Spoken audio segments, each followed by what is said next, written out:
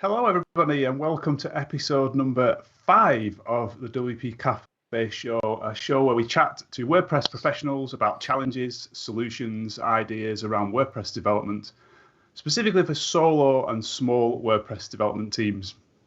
My name is Mark Wilkinson, and I'm today's host, and I'm joined by my co-host, Keith Devon. Hello. And in this episode, we're pleased to welcome Tom Hirst and Jack McConnell. Welcome to the show. Hello. Cheers. Now, we've called this episode Pricing WordPress Products and Services. Now, pricing WordPress is stuff that we've often found very, very tricky over the years. And I know that a lot of other freelancers and small WordPress agencies and professionals also find it difficult. And both Tom and Jack have lots of experience in this field with projects and products and plugins. So I'm sure we'll learn lots. We'll get new ideas and lots of new things. So as always, we're going to be keeping an eye on the comments in YouTube if you're watching live on YouTube. So please add your comments, your questions about what we're talking about to our panel, and we'll try and get through as many as we can. And also, stick us a comment in there. Let us know where you're listening from so we know who's around and where you're from. That'd be great. Okay, so before we get into the nitty gritty, Tom, can you introduce yourself to our audience? Let us know who you are, what you do, please. Yeah, sure. Cheers, Mark. A good intro. I'm Tom, and I've been in the WordPress ecosystem for the last 11 years as a developer, freelancing, kept it small, and just built out a freelance career using WordPress as that center point. Recently started writing books about pricing and freelancing in general. So yeah, this is a really good topic to talk about for me. Excellent. Thanks, Tom. And Jack, can you introduce yourself? Yeah, sure. Thanks. So I'm Jack McConnell, and I run a one-man web design agency just outside of Bath called Made with Fuel. And I also have 2 WordPress plugins, better notifications for WP, and a new one, Content Notify. I also run a podcast called Pressing Matters, which happens every 2 weeks with a co-host. Excellent. Sure to listen to that one as well. It's a good one. So we're going to sort of talk about project work and products today. So we might split the two, or it might end up molding into one. We're just going to see how the conversation goes, essentially.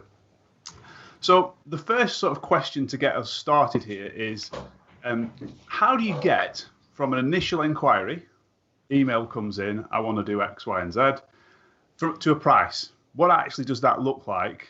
What does that journey look like from getting from that initial inquiry to actually giving a price and saying, look, we'll build this for you for this much, and it'll take this long. So, Tom, do you want to start us off with your thoughts on that, please? Yeah, sure thing. I mean, the most important thing for me is asking the right questions of the prospect. So the first thing, obviously, that you want to try and get a gauge of is the scope of what you're going to be involved with doing before you give the price. But you also want to try and work out how valuable that is as well. So whether the questions that I kind of like to ask are, why do you want to work with me in particular? What kind of business outcomes are you looking for this project? Why do you want to do this right now? Try and gauge the level of urgency and things like that to then build a picture of price in my own head before I then present it to the client.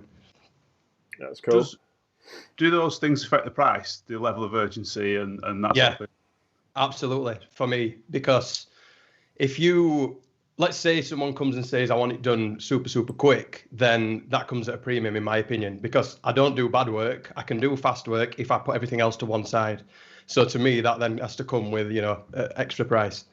Yeah, makes sense. Yeah, and it also means it's potentially more valuable, to the client, right? I mean, and value has to come into the equation somewhere. Yeah, they're obviously in a bit of a pickle. If someone needs something like tomorrow or next week, or depending on what your lead times are, if they need it within a couple of weeks, that might be really fast. So They obviously are in a bit of a pickle. The planning's gone wrong. They've had someone else let them down. So then that project is then instantly more valuable to that person. Can I just pick up on one thing you said there? You said you asked why the prospect would like to work with you, like the why me, effectively. What kind of answers do you get from that kind of question? Because it's something that I've kind of thought of asking lots of times, and I thought actually that would be a great question. Do people have an answer, or do you find that you stump them sometimes?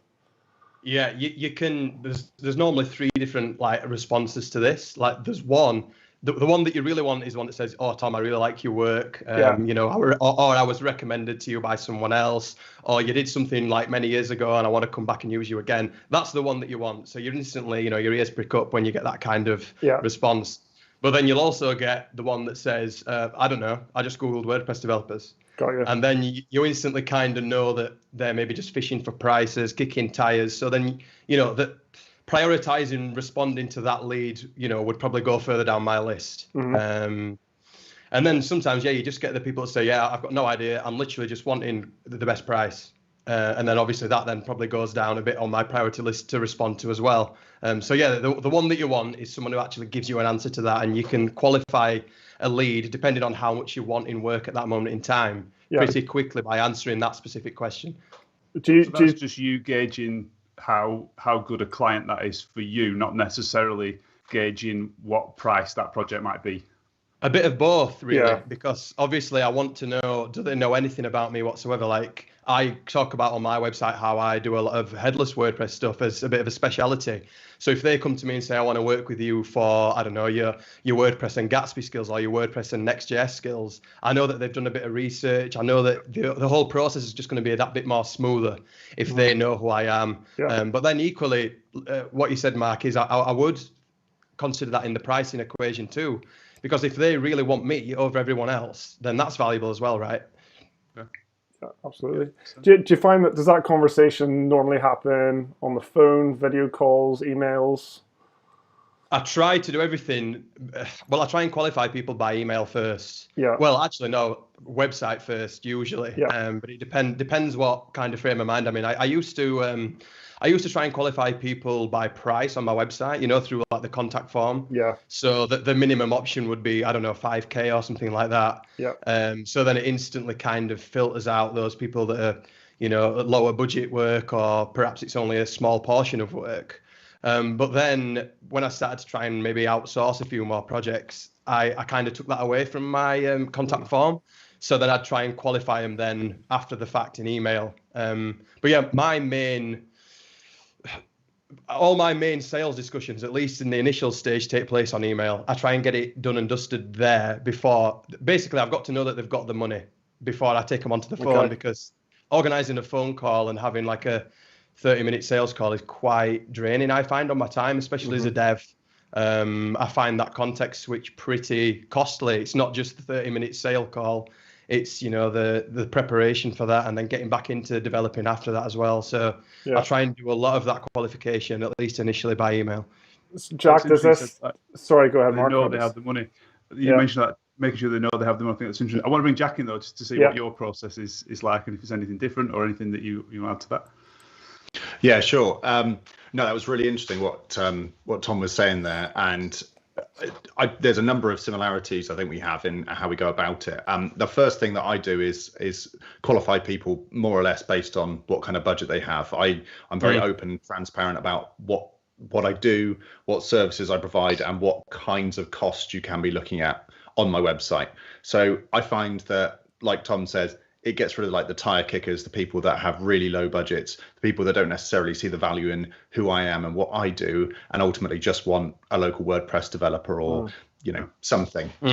So I find that, having prices on the site are really good. That basically, every time they click on a service, it takes them through to the contact form. And on there, I have quite clearly what my lead time is, and then the list of those services again, so they can choose which one they want if it hasn't kind of pulled through from another page. And then, they fill out their details. I always ask for as much. I try and lead them a bit, you know, please provide some information. Don't just put, I need a website, that kind of thing, and then get in touch. And usually you find that by the time a person has gotten through to that form, by the time they've filled out that information, it's been sent to me, you already have a fairly good idea of what their budget might be if they've, you know, if they're not a tire kicker.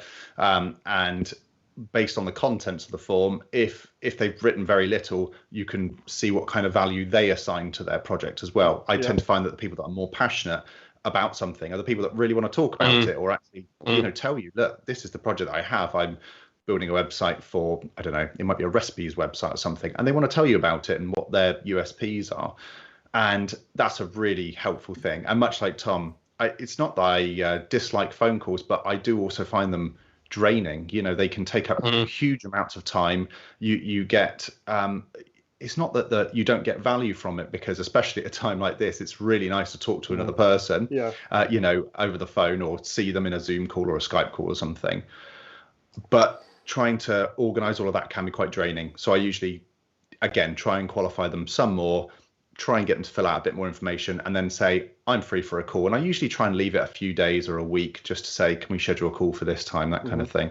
And then get them to have a chat with me. And then if they're really up for that, that's good. If they start asking questions like, can we do it sooner? That's a bit of a red flag, and that kind of thing. So, so yeah, it was interesting actually. Tom brought up a thing that I would potentially see as a red flag is the level of urgency that someone wants. So if they say, we want this really quickly, or we've been let down, to me, they're already on kind of edge with a project. So that concerns me. And Tom, I totally get that you say, okay, well, they need that more urgently. There's more value that they have, therefore their budget has to be bigger.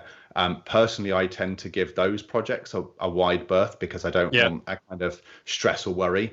But if you're prepared to deal with it and you have a really good system for it, I can definitely see that being a really great kind of thing to do. I think there's probably a sweet spot, isn't there, for that? Like, there's projects that the client, they just don't really care about, and it doesn't really matter when it happens. That's a massive red flag for me. And then, like you say, Jack, like, I don't really want to work on the super stressful stuff where you're going to be just under pressure from day one, unless there's like, a nice premium attached to it. It depends who it's coming from as well. Like, you can do a bit of research. So if it's like a large company that have literally had like a genuine letdown, and it's been through no fault of anyone really, it might have been a health emergency or something like that, then, you know, you can take that into consideration, dig a bit deeper. Because I agree, Jack, like, if someone says I need this tomorrow and my other developer was, you know, crap, then red flag straight away, you know, without any reasoning behind that or doing your own research. Then there's no amount of money that you can put on, you know, a stressful project. I mean, well, there probably is, let's be fair. You could probably say, I want, you know, 100 grand for like something that you do for 10 grand normally. That'd take the stress away pretty quickly for me, at least, anyway. But I know what you're saying, that there's a middle ground, right, where you know, you might, an extra 2 grand doesn't make it any less stressful. You know what I'm trying to say. So do your research on those kind of clients. Absolutely. Definitely. So you said, obviously, was it Tom, I think, said, like, you need to know that they have the money. So to know they have the money, does that have an effect? Not effect. I'm trying to say, you need to know what they want to do before you know how they have the money. So the two things are linked. So I need to know what they're trying to achieve, because that will affect roughly how much money it's going to cost. So I'm just wondering, how do you get to the point where they're asking me to do this, and therefore they need at least this type thing? Yeah, because it's all very well having like 10K. It sounds like a good budget, but if it's a 30K project, then it's not great, is it? Yeah.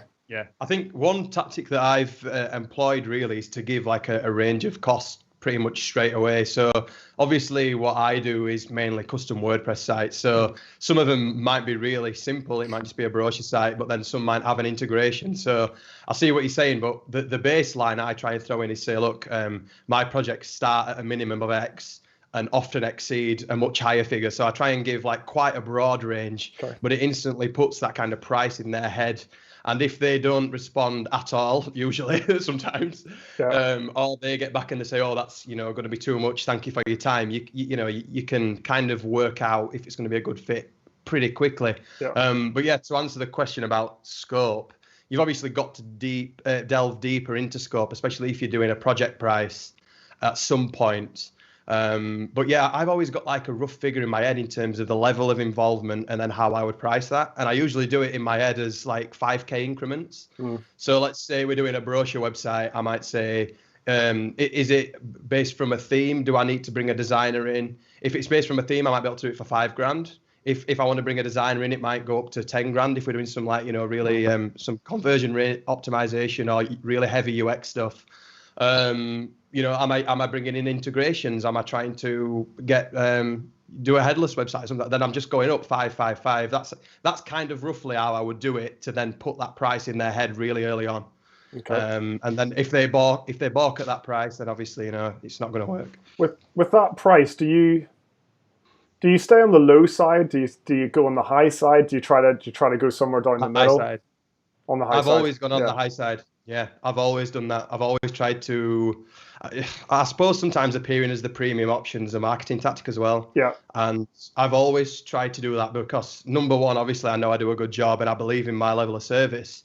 But number two, I think it kind of puts you in a different realm of clients that come to you in the first place. Yeah. If you see what I'm trying to say. Absolutely. If you go bottom end all the time, you're just going to keep attracting more of the same type of clients. Yeah. And I think that's what a lot of small agencies and freelancers they just moan that they get these, low paying, hard to handle clients all the time, but they keep accepting them. And the more that you accept them, the more that you're going to reflect that back out and get more back in, of the same kind of clients. So it does start with, your positioning essentially. Yeah. Jack, sorry, go ahead, Mark. Okay, I was just going to say, ask Jack, because you do put some price guides on your website, like you said, for like the different types of services. It's like prices from. So that is kind of, I guess, putting the lower end of the price out there. So how does that kind of play out for you? Do you find that people are like further down the line when you have a full scope and that price is higher? Is that difficult? Is that difficult for you to deal with, or do you find that people kind of generally get that it is from this price and it's likely to be higher? Like, how does that all play out for you? Yeah, sure. The from price really, like I say, it removes the tire kickers that they can get a membership site for £1,000 kind of thing, and the prices from is really. That's how I envisage an assembly project, what I call an assembly project. You take a WordPress theme, you take WordPress, you take some plugins, you put it all together, you create some pages, and you've got yourself a bog standard kind of WordPress site that has been assembled using those composite components. Yeah. More custom options, which I think I kind of mentioned on the site as well, start from a different price range. And you can hopefully understand that they start from here, but ultimately, if you want something better, they start from here instead. So you can roughly gauge what kind of a person they are based on which option they choose, what kind of level of commitment you're going to have to give to that project, how long that's going to take, how much money you can expect to get from that person, and so on. And then there's also opportunity for upsell through that as well, because they've started off saying, okay, well, I want to have an all digital download site. We're going to use EDD for that. It's going to be an assembly project.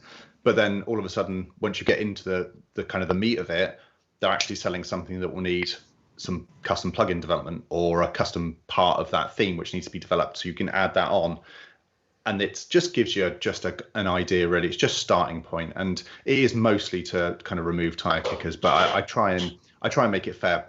All of my prices are based off a day rate and how long I think those things are going to take. So if you were to take my current day rate, which is displayed just below all my services, and then divide it by, or divide the amount by the day rate, you'll get roughly how many days you think it should take me to complete that project. So if it's an assembly project, it might take me 14 days. And if it's a custom project, it might take me 3 months. And you can kind of work it all out. Like I said, I try and be as transparent as I can around it. Yeah. How do you think that works for you then, Jack? Where you say you try and work out everything from a day rate kind of thing. Yeah, it's fine. Yeah, I found that pricing everything off a day rate, it just allows me to dedicate my complete attention to that one particular client at a time. So that they know what they're going to be paying for on a daily basis, and that helps with kind of future stuff. So after the project's been completed, or maybe they just want some investigation work done prior to that project, they know what my day rate is going to be. So I always try and price it in that way, and I try and price my day rate in a way that I'm happy, industry experience, industry, knowledge, what I'm currently doing at the moment, that kind of thing. And I try and balance it with, outgoings and expenditure and all that sort of stuff, standard kind of day rate stuff. But in terms of putting it together and providing a price, I would say I've got it pretty accurate. I mean, I've been doing web design, web development stuff professionally, with my business now for nearly 10 years. And that's enough time for me to know doing this kind of project takes this long. Yeah. My day rate is this. I know how much that's going to cost. Obviously there's profit built into that. There is usually a day or two of not like chatting things through or some unexpected things coming up built into that price as well. So it's not just a straight, okay, this project's going to take Jack 14 days, or let's just say 2 weeks, so 10 working days. And each one of those days is going to be working, bang, bang, bang, bang, bang, done.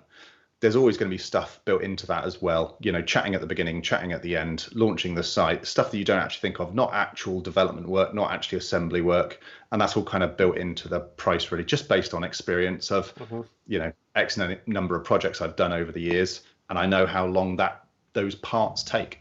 And I mean, do you present then that day estimate to the client? So you're giving them a price, but that you've based on days times rate, right? Do you tell them that that's how you've done the price, or is that just for you personally? No, I tell them. So when I send out a project proposal to them, I'll give a kind of a day breakdown at the end saying, this is how much out of your budget. These are roughly how many days I'm going to be taking on planning, wireframing, design development, launching it, putting in content, all that sort of stuff. So they can see the breakdown of it, they understand. Yeah.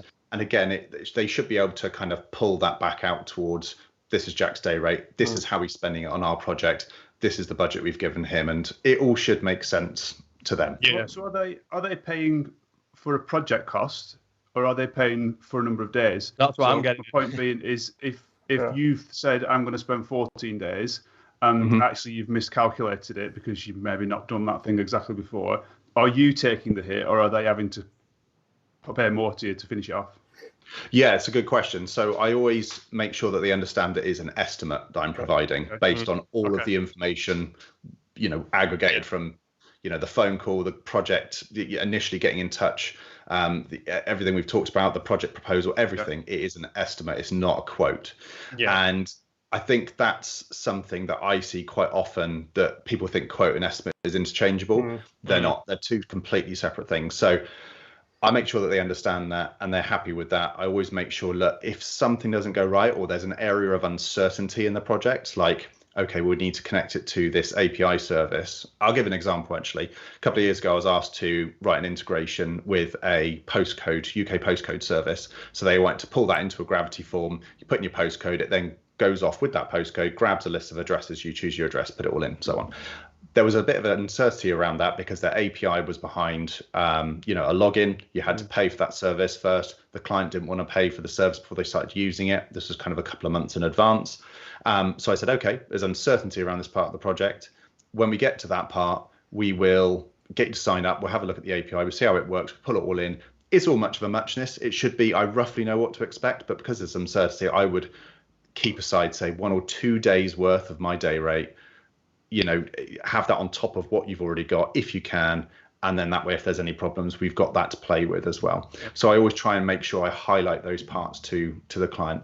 There has been, I can probably count it on one hand, how many times I've gone over a budget that I've given in the last 5 years because something's happened, something's taken longer. We changed direction in some way, which meant that had to be adjusted. And as long as the client fully understands, that's fine. You can change what you want to do at any time, but it will reflect the estimate. It will change things. The cost. My day rate doesn't change. How much time I'm going to spend on it doesn't change. When we might be able to deliver it will change. And all that sort of stuff. So I like to keep it flexible. And I suppose on that basis, you could say, yes, you are hiring me for a certain number of days, which then has all that flexibility around it, and you're not buying me for a project. But then I like to see that as, okay, we're stopping here, or we want to completely change direction, and they've got that flexibility. Where if you're, and this is the Jonathan Stark kind of thing, wasn't it, where he was talking about in your podcast, Keith, where he was saying about do a whole project and build in all of that kind of uncertainty into it and give that as a price. I just prefer to kind of dial it back and just be more transparent about the process as I'm doing it. I think there's definitely pros and cons. I'm just conscious of time, Keith, so I want to move on, because obviously we've got the product list to talk about as well. But there is a question I want to come to in the comments in a second. I'll do that now. Actually, I'll come to that. So someone says, Dan Curtis, thanks for your comment question. He says, I would be interested to know how we all approach payments from projects in terms of splitting the payment and payment options. I often find that splitting a payment into 30, 30, 40 is really useful. So I just wonder if the two could comment on how you price the sort of pricing arrangements. We'll start with Tom. Yeah, sure. So I mean, I normally ask for 100% up front because that's just like the base point. But then typically 9 times out of 10 negotiate down to 50-50, and I've always found that to be to work pretty well for me. I think it shares the responsibility between the client and the freelancer. So you're obviously you're getting the money up front. You know that it's going ahead. Because in my experience, if you don't get a deposit, then the project's not a project. That's that no one's fully committed until they've actually sent that money, in my experience. Yeah. So getting that at least 50%, a decent chunk. I think on a couple of occasions, if it's been like a project that's lasted, I don't know, more than 6 months, I might do 33. But yeah, I'm fairly flexible. But I mean, my main stance is 100% up front, especially on if it's a consultancy gig and it's not necessarily coding. Get it all up front, and then you can always negotiate then on the terms and feel like you've given a bit of leeway and things like that. Yeah. 100% wow, Simon says in the comments. Yeah. Which is good. Jack, what about yourself? Have you got a different model or the same or similar? Yeah, I usually do 30-30, 30-10. And that's just because I tend to break it up into like design, development, and then kind of launch. So there'll be a certain amount of planning, wireframing, that'll be 30. Design stage, that's a big stage, that'll be another 30 after that's done. So then they're paying for the deliverables that they're seeing, basically. And then development, 30. Let them add their content, let me add their content, launch the site, and then the 10%. And that way that you've basically gotten to the end of the project, you've gotten the majority of the money for it, and you just need that little bit after it's gone live. And I usually have a thing in my contract that says if it takes longer than 30 days for you to go live, or you're stuck waiting for content or something, I'll just ask for that 10%. I won't not help you get the site live. I will always do that, but I just ask for that 10% after 30 days anyway. Yeah, because that's outside of your control then. So yeah, you kind of deserve that money because you've sort of done what you can do, and you don't want to be waiting on that last 10% forever while they get all their content in place or whatever. So yeah, you should always have like some kind of clause. So like payments, if you're going to do milestones, like payment on X date, rather than relying on the client to complete their half, because you know what clients are like sometimes, especially when it's like getting content out of them. It's like getting blood out of a stone sometimes. Yeah, exactly. Yeah. I think we've tried every pricing structure under the sun, haven't we, Mark? so like we're currently doing something a little bit different with a lot of our clients, and actually like breaking up a project and letting clients pay over a year, like monthly. Okay. Which is a big departure from our usual kind of 50-50, which is what we would normally do, and that's worked quite well for us. But we started doing a little bit of work in the recruitment industry. And a lot of the website providers in that industry, nearly all of them actually now, go with this monthly model. It just seems to have like taken hold, and people seem to really, really like it. Obviously, it does put a little bit of risk back on our plates, but we've taken like fairly big projects, divided it up, like the cost up by 12, and just be like, okay, you've got a contract with us for a year. We'll host the site and do everything for that year, so we have some kind of control. We're not just like handing something over and then they can just go dark on us. But like, so we'll host the site, so we've got some control over it. And then at the end of that year, they can keep hosting with us or take it elsewhere. But we've directly won projects based on that model. That's what the feedback was. One of the main reasons we went with you guys is because of this monthly offer. It just really worked for them. But it is a risk. So for me, that'd be too much. That'd be too much of a risk for me, because I feel like you're doing a lot of work up front for potentially only one payment, especially in this industry. But I mean, I admire that you're experimenting with it, because that's one of the things that I talk about all the time is people should experiment more with price to actually find out what the market wants and what's a good fit for your services.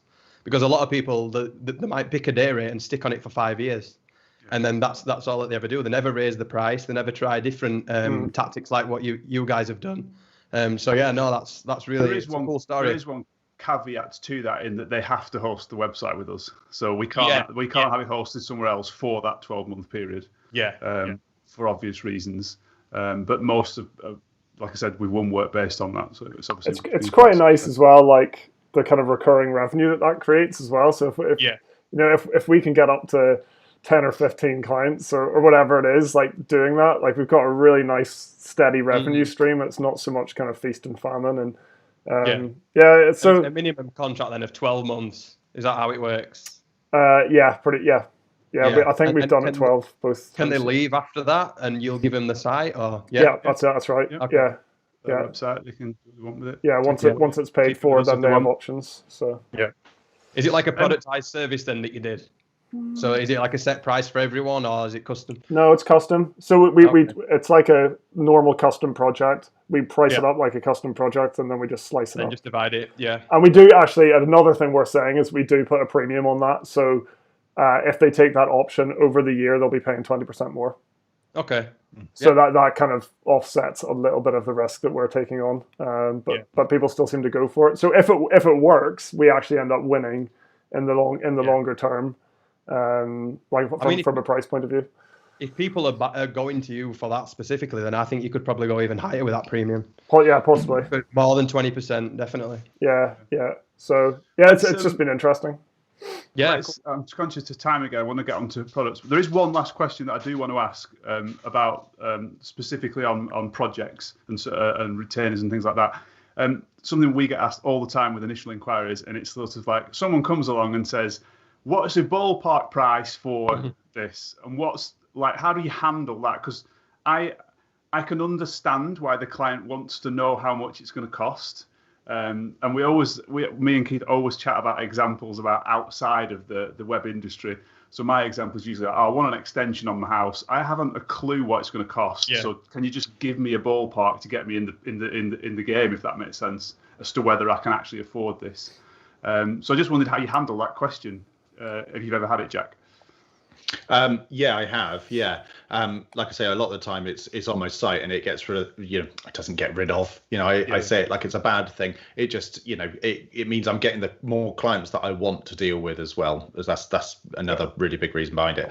But yeah, I do get that. And that certainly helps having that idea of price on the site. I think I always compare it to like cars, like what kind of car do you want? Like, you say like house, and I get that completely. But I always think like if you just want a car that will get you around, then it's going to be cheaper than a car that you can get around in some form of luxury and, provide you with a cocktail as soon as you get in the door kind of thing. Yeah. But providing you're a passenger. But it's a mocktail. But yeah, I do get that. And some people, somehow they'll get my email address, or they email me directly, or they'll get forwarded from someone else, so they don't come via my website and they don't come via my contact form. They'll be referred. And they want to have an idea, and in which case I use my website again as a bit of like that's my thought process has gone there, and I can refer back to that and say, you're looking at this kind of thing. But what that does give me is a bit more opportunity to think about what they're asking, rather than they kind of they qualify themselves through the site essentially. So I can ask them a bit more questions, and the price might be different. Most of the time, the people that come via a referral, they've already kind of been referred and they're already on board at a certain point, so I've got more time to kind of pay more attention to them, listen to them, and see what they want to do. Just looking at the comment, the Electric Code Company, I don't know who that is from the Electric Code Company. If you want to tell us who you are, that'd be great. Said that when they ask for a ballpark, they just give a really broad range, like 5 to 10k or something, which is something I suppose we've done in the past as well. Yeah, we do that quite a lot. Yeah, Tom, you don't put prices on your site, so I just wondered how you get around that question. Yeah, so I mean, like what we talked about at the beginning, kind of like a ballpark for anybody that comes in would be like, I can't take anything on that's less than $5,000. That's like my kind of, line in the sand that I've set. Yeah. And then I also mentioned that, projects typically exceed 10 because that's just the truth. A lot of my projects are a bit more complicated than the standard site. So that's the kind of thing that I lead with. But I also like with price, I've learned not to really, I don't know, not dwell on it too much. Sometimes I just pick a price. Like I'll do a really quick assessment. Like say if someone gives me a couple of lines and I can see, it's through experience as well, right? You learn, the more projects that you price, the better that you get at it. So like someone comes to me they say, I've got a WordPress website. I want to, it's WooCommerce. We've got 100 projects. I'm already building that picture of what this could cost based on previous experience. So I'll just give them like a rough figure pretty much off the bat, depending on, the level of functionality that they require. Yeah, cool. Yeah. Cool. Can I ask one more question, Mark, before we move on to products? Cost you. Do you guys ever charge for discovery? So getting to that, like pre fixed price. Do you do? You charge for discovery? Yeah, 100%. Yeah, because I mean that's one of my pet hates, that people just get a lot of freelancers on the phone, extract all the best ideas and go with the cheapest option, and then use all those ideas with one person. I just think it's so underhand. So one of the things that I always say is that, just don't get tricked into giving, your valuable information and doing research on projects before you've been paid anything, before you've got any level of commitment. Because, definitely before you do a fixed price project, you need to know at least 90% of the scope, right? Without factoring in contingency. So if they don't want to scope it, then I can't give you a price unless I do the scope with you. And that's how I kind of phrase it. That's how I lead into it. But then that's obviously always a paid pre-project. Yeah, cool. Do you do something like that, Jack, too? I do, yeah. I don't have a problem giving away some information as such, but it just shows that I'm experienced and that I have some understanding of what that person wants. Mm-hmm. But I'm totally with Tom. Yeah, if you want to know what kind of plugins we're going to use, or some idea of how this website might work, what kind of flow the user might have, or anything like that, any kind of detail, they've absolutely got to book in some time with me and pay for that, whatever that may look like, phone call, a report, whatever it might be. Yeah, I normally split that with I always call it specific value or generic value. Like I'll give generic value away for free, that's fine. But as soon as we start getting into the specifics of a project, that has to come paid. Yeah, we had an inquiry recently. Hopefully the client won't watch this show. But we had an inquiry recently about some to build a plugin, custom plugin, and it needed to talk to an API that we haven't worked with before and do a bunch of stuff like that. And on the call, the client said something like, there's obviously gonna need to be some like research that you guys do before you actually do the work. And I was like, that is the work. Like understanding the API and your requirements is the most important part of the work. So it's just hard sometimes to get people to understand that, really. But cool. Let's move on then. Let's move on. Yeah, just quickly, Simon Nolan, thank you in the comments. I quote using a spreadsheet with itemized pricing for design, dev, management, and launch. We actually do use a spreadsheet sometimes just to stick some of the things we have to do in, just try and put some numbers for it, just to get us an idea of what it's going to cost as well. So that can often be a good little thing just to give you an idea of scoping and how much things are going to cost in terms of that. Yeah. Let's move on to products. So I guess with WordPress, we're not just talking plugins, but I think products is in the WordPress land of things is a lot about plugins, and just thought it would be good to talk about pricing for those. So big question, big open-ended question, I guess to start. We'll start with Jack. Is how do you come up with a price for your plugin, your product? I've got this idea for a product. I've built it. You said you've got two. Is it better notifications? And what was your own content? Content Notify. Content Notify. So if you're selling those, how do you say, well, let's just 50 quid or 100 quid or whatever it is? How do you come up with that price? What's the way? Well, the short answer is with great difficulty. I have always struggled with product pricing for some reason, and it might just be experience. The amount of time I've done it, service pricing just seems to come more naturally, more easily maybe to me. Maybe there's more information about it that's out there, more things to read about. When I was trying to basically Bet Notifications for WP is a free plugin, and then you've got paid add-ons that you can get which extend that functionality. It's pretty common, obviously, business model in the WordPress world, plugin world. And when I was about to release my first, I released two add-ons to start with, and when I was trying to work out pricing for them, I actually wrote a blog post about how I did that, and I even gave a talk about it, which actually, Mark, you were at a couple of years ago, about pricing a WordPress product, running it as a side business. And I don't really have an answer now, other than I looked at other plugins. I looked at what they were doing, what they were selling, plugins that had add-on models, plugins that were, had a free and a pro version, tried to work out what kind of percentages there were between things, and then price my plugin accordingly. And then I tried to factor in some functionality as well. There's also, when you're just getting started, that whole, this is brand new, it may well contain bugs, and you're buying into, me as a developer, or this as a service, or whatever it might be. And I think you just lower your price ever so slightly because of that. And then as time goes on, I've slowly increased the prices of my add-ons to a point where I think they are reflective of the functionality that they add.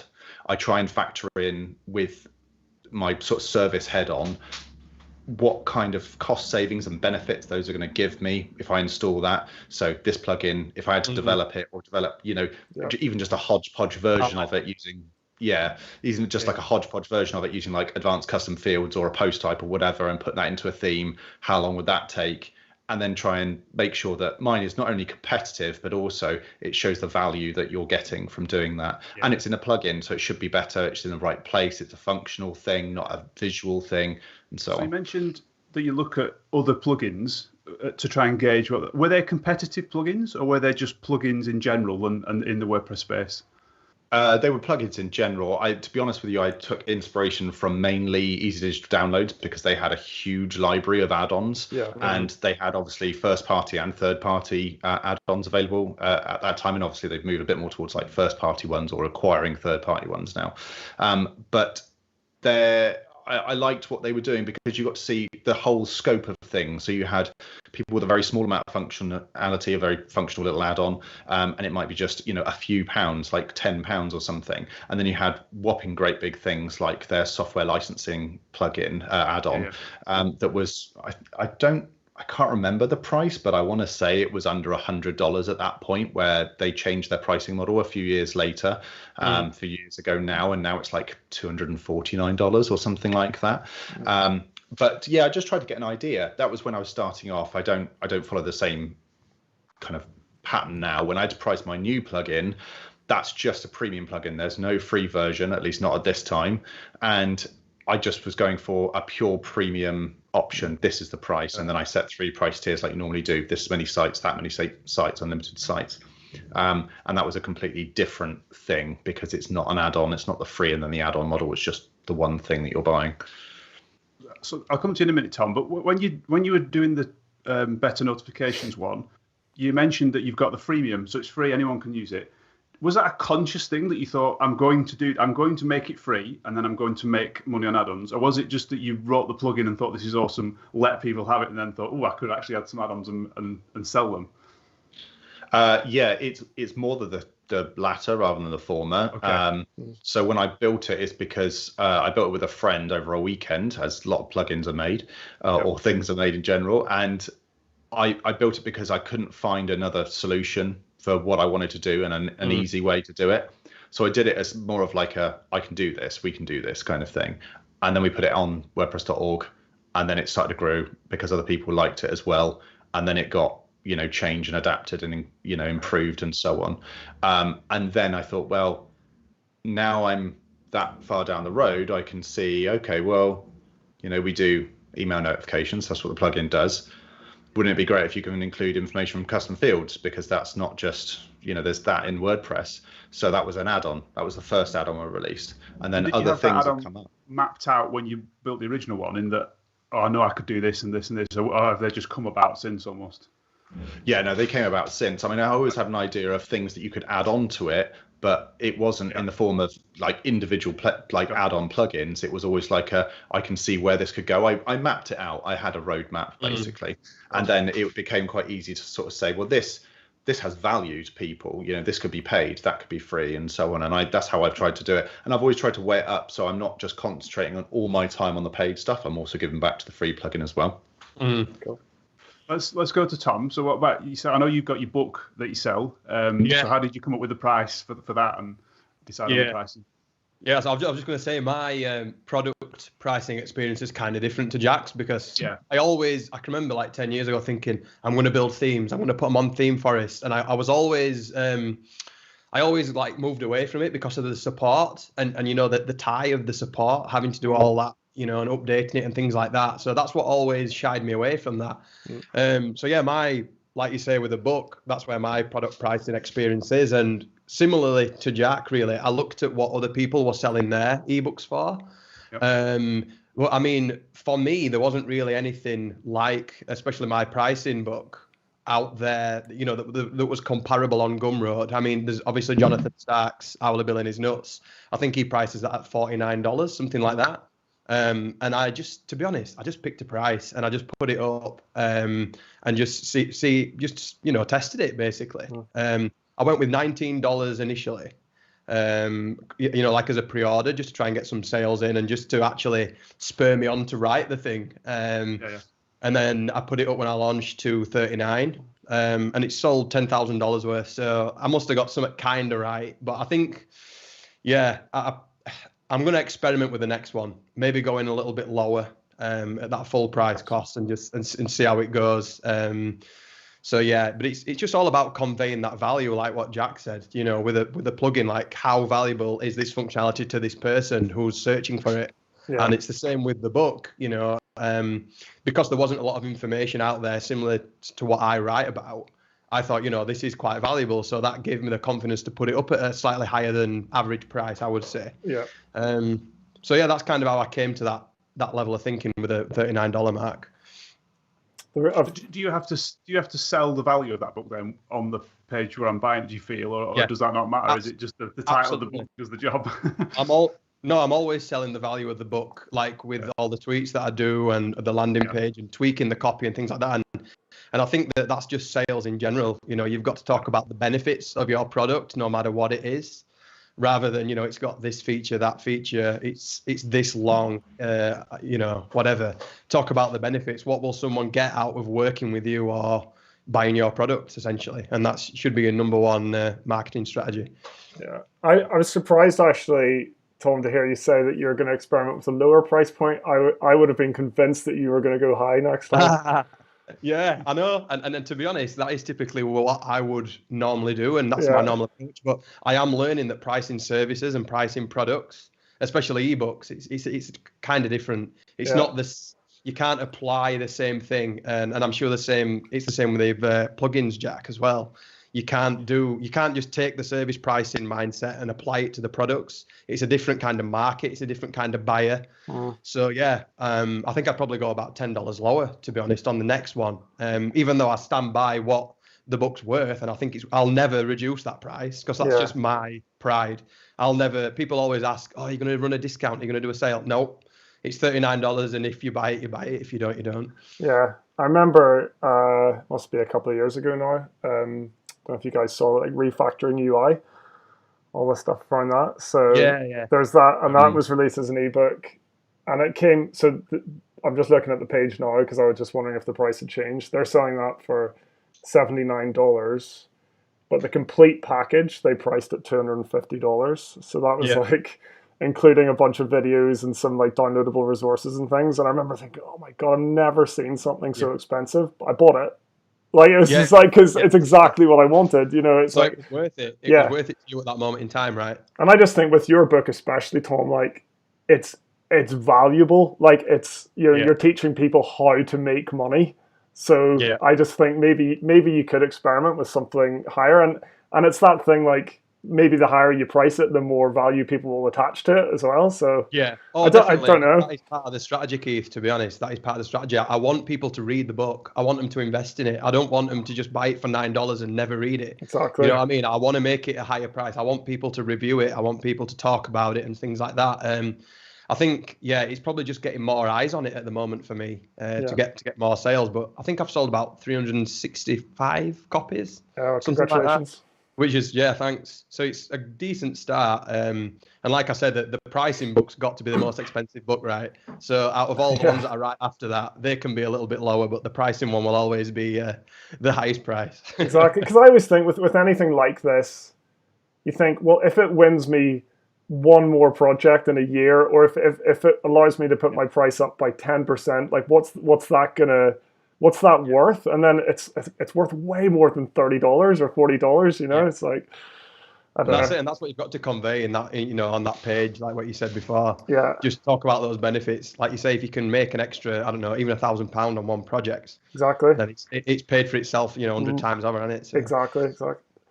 Yeah. I want to just come back to something Jack mentioned based on the better notification. So I'm just on the site here looking at one of the add-ons, and I noticed that you mentioned it, and you have an unlimited sites option.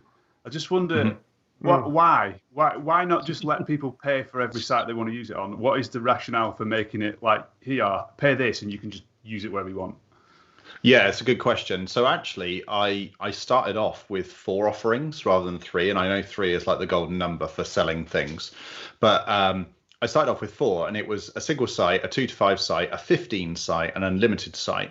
And in like 2.5 years, I only sold 2 of the 15 site licenses because I thought, well, do I really need unlimited sites? Does anyone really, how many sites can someone make, in a couple of years, really? So I thought, well, I'll do 15 sites, and maybe if people buy that one, then I won't do the unlimited site one, because really, I'm going to use this one thing, and it's a very small thing on 15 sites, then that'd be worth it. And it's a bit cheaper than unlimited sites, but no one bought it, so I just got rid of it. In fact, more people bought the unlimited one. So because I think that's that selling mindset, really. You think, oh, I'm getting everything. So I had that. It's, to be honest, I think for me, it's more of an upsell from the other options. So they see unlimited, they see premium, and also you're comparing all of those prices to each other. So you look at the custom fields add-on, for example, and you've got these 3 price points, and then you're just thinking about that add-on at those 3 price points. You're not thinking about it compared to one of the other add-ons or another plugin. So that way you can kind of make up your mind as to what you want to buy. Plus, you can upgrade and downgrade your plan. So when the subscription, your purchase. So once you're in there, you can, and it's all prorated as well. So you can upgrade to a 2 to 5 site license or a limited site license, or back down again. And it just gives that flexibility that once you have them as a customer, you can then make more money off them. If they're happy with your kind of ecosystem of free plugin and add-ons that you've created for them. Yeah, just if I was landing on the site and I want 6 licenses, I'd be like, hang on a minute, I want 6 licenses, and I'm either paying 240 odd quid or what is it, 70 odd quid difference. I just think there's a big difference between the two, obviously. And then do you ever get, like, say another agency that starts using your product on 100 sites, and do you not sit there thinking, well, I'm not in anything from those 100 sites, I'm only earning 250 quid each time? And is there is there that sort of thing?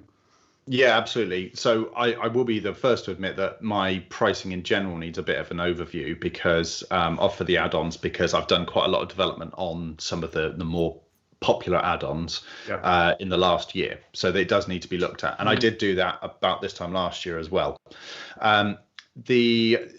I think the reason why I put them that way is because I started selling add-on bundles. So you can get, the most popular ones, and then there are various sort of tiers of all of that. And they've been really popular, actually. And I've specifically created them, so the first one at least, so that you don't get all of the most popular ones. You'll always get, like, a couple of them, but not all of them necessarily. And that way I'm not doing myself a disservice, or, stopping people from being able to buy individual ones as well. But I don't have any customers that have hundreds of sites that they're using unlimited site licenses on. And I can check, because you look at the unlimited site licenses that you've sold, you look at the number of licenses that have been activated against that account, and I think the most that I've got is like 8 or 10. So it's not that many, but it's more than the 2 to 5 site license. So I can see what you mean about, you want 6, but that's quite a big jump and everything. In that case, you just have to kind of work out for yourself, okay, I want 2 to 5 site license, and then I also want a single site license. Okay. A lot of the time I find when I'm working on a client project is that I'll only need a single site license, because I'll be working with that client. That client will pay for that product. I don't want to be responsible for the ongoing cost of that, unless I've got some kind of a support contract with them as well. So I try and be as flexible as possible in that regard. Yeah, that's interesting. Yeah, that's good. It's a popular model. Lots of plugins use the same pricing structure. That either what a single site license and then an unlimited site license, or a bit of a mishmash in between. I just wondered if there's a reason for saying, go and use it wherever you want. I think that's interesting. I think, and that was kind of a bit of a question from experience, wasn't it, Mark? Because of what's kind of happened to us with one of our products, is that we know that it's been taken, like someone has an unlimited license on it and is kind of like reselling it over and over, and then you start to think, well, like, we're not getting any of the value from that. So yeah, it's a tricky one, I think. So I think Mark will shy away from unlimited licenses from now on. just based on that one experience. But I think the plugin, the functionality of the plugin matters in that case. What it does is yeah, defines that to a certain I was going to extent. say that depends on who your buyer is. Exactly. Like if it's an agency, then they're going to keep reselling and reselling and reselling. You want to capture that value every time. But if it's a DIY person who has like 4 or 5 blogs, then it's not so bad, Absolutely, yeah. I think I would prefer the model of site 1 is X, and then site 2 is a percentage of X, and site 3 is a percentage of site 2, and so that it ramps down a little bit for the client. If you've got lots and lots of licenses, you're not having to pay the same for everyone, because we'd be still getting a good value from that. But they do get a bit of a benefit from having lots of them. I think that's probably where we go, but we're not sure. Well, we had a conversation, didn't we, Mark, recently, where we were talking about someone wanted to buy one of our products from us. And he's probably going to need it multiple times as he grows his business. So he's going to need one per site, and he's building lots of sites. And we were saying, well, how much should we discount? Should we give him half price for, like, after the first one or whatever? And I said to Mark, why are we giving any discounts? Like, what actually, like, he's getting the same value every time. He's selling this product to his customers. He's making money. So why are we not? What is the actual reason for giving a discount? Unless if you didn't give a discount, you wouldn't get the sale. I guess I don't know. It was just an interesting kind of thought exercise. That's the tightrope that you walk. I suppose the answer to that, Keith, is that actually there becomes a point where he's paying too much for the product, and he could just commission someone to build the product for him. Yes, that's what we. He's actually paying it out. Yeah, that's how we ended our conversation, isn't it? There is a point where it just doesn't make no sense to keep paying for individual licenses. Yeah, agreed. Yeah. We're almost an hour up. I know. Wow, that was been so quick. It did. Yeah. So thank you very much for those points you made. It was a really interesting discussion. I enjoyed that. Yeah, absolutely. Thanks to everyone that joined us. And before we finish, where can people kind of find you on the internet, Tom? You can get me on Twitter. That's where I am most of the time. I'm at Tom_Hirst, and you can get me online at tomhirst.com. Excellent. And Jack? I'm at Jack McConnell on Twitter, and madewithfuel.com is probably the easiest way to find me and all the stuff that I do. Excellent. Great. Thank you. Again, thanks for joining us, everybody. If you want to subscribe to the YouTube channel, that will be awesome, and you won't miss any of the upcoming WP Café episodes that we have. Next month, we have an exciting episode about marketing in WordPress, so hopefully that'll interest a lot of you, and you can tune in to watch. But for now, we'll call it a day for there. Thanks again for joining us, everyone, and we'll see you again soon. Thank you. See you later. Bye. Cheers. Thank you. Yeah.